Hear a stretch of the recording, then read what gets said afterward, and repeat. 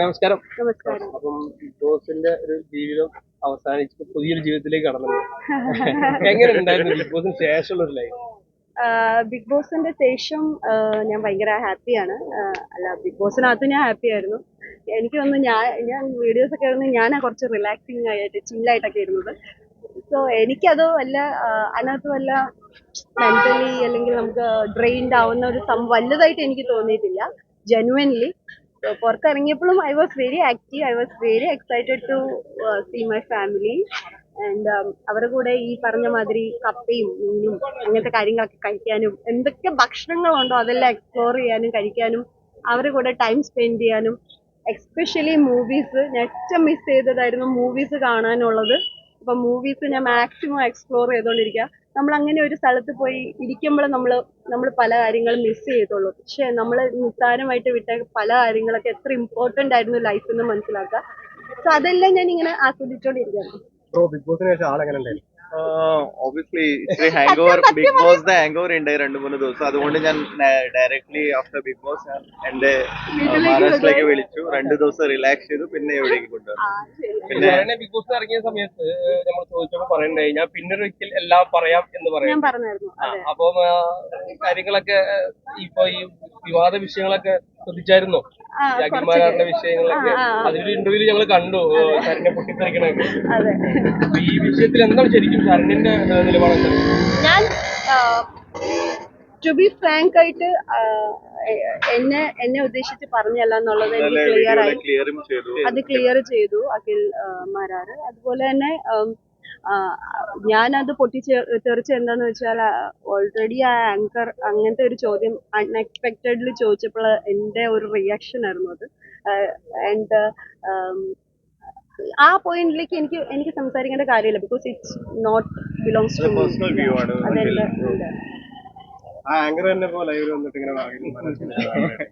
അത് അങ്ങനെയൊക്കെയും കണ്ടു. അത് അവർ രണ്ടുപേരും അത് ഡിബേറ്റ് രീതിയിൽ പോയിക്കൊണ്ടിരിക്കുകയാണ്. അത് അവർ രണ്ടുപേരുടെ ഒരു പോയിന്റ് ഓഫ് വ്യൂവിൽ അവരെന്താന്ന് വെച്ചാൽ തീരുമാനിക്കട്ടെ. ഇപ്പൊ കാണുന്നുണ്ടോ ബിഗ് ബോസ്? കാണുന്നുണ്ടോ? ഞാൻ ഇടയ്ക്കിടയ്ക്ക് കാണുന്നുണ്ട്. എങ്ങനെയുണ്ട് ഇപ്പത്തെ ഒരു കളി അനുസരിച്ച് എല്ലാവരും ട്രാക്ക് മാറ്റിയിട്ടാണ് കളിക്കുന്നത്. ജാസ്മിനൊക്കെ ഇപ്പൊ സിംഗിൾ ആയിട്ട് കളിക്കുന്നുണ്ട്. എങ്ങനെയുണ്ട് ജാസ്മിൻ കളി? എങ്ങനെയുണ്ട്?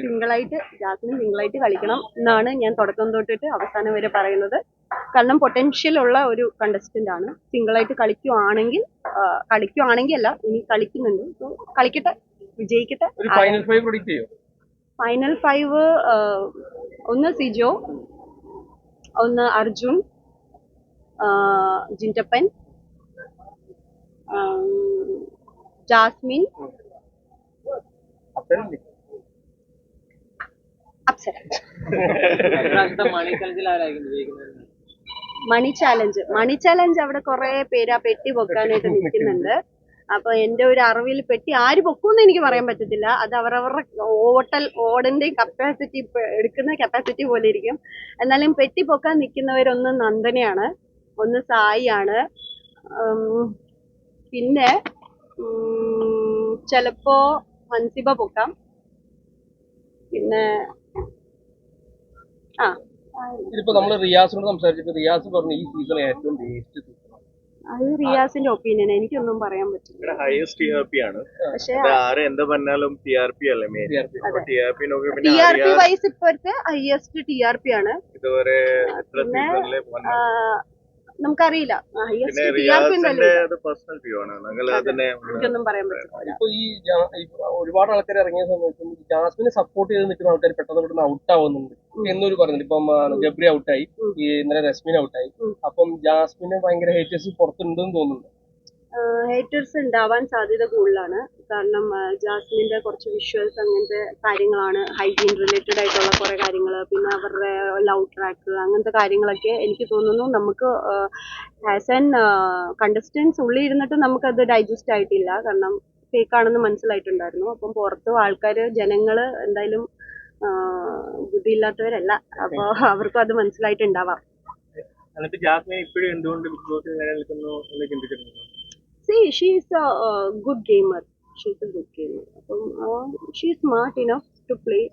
എങ്ങനെയായാലും പുള്ളിക്കാരത്തിക്ക് ജയിക്കണം എന്നുള്ള ഒരു മൈൻഡ്. ഫേവറിസം വല്ലതും ഉണ്ടോ ജാസ്മിനെ? അതൊന്നും എനിക്കറിയില്ല. ജിൻറ്റപ്പൻ കപ്പെടുക്കോ? ജിൻറ്റപ്പൻ കപ്പെടുക്കാൻ സാധ്യതയുണ്ടായിരുന്നു. അതുപോലെ തന്നെ ഇപ്പം പോകുന്ന പോക്കില് സിജോയും കപ്പെടുക്കാൻ സാധ്യതയുണ്ട്, അർജുനും കപ്പെടുക്കാൻ സാധ്യതയുണ്ട്. എല്ലാരും ജിൻറ്റപ്പന് കൂടുതൽ ഫാൻസ് തോന്നിയായിരുന്നു. ഫാൻസും ഉണ്ട്. ഫാൻസ് പുറത്ത് വന്നു കഴിഞ്ഞ ശേഷം വീട്ടിലൊക്കെ പോയി നോക്കിയപ്പോൾ ജിൻറ്റപ്പന്റെ ഫാൻസ് ആണ് നിറച്ച്.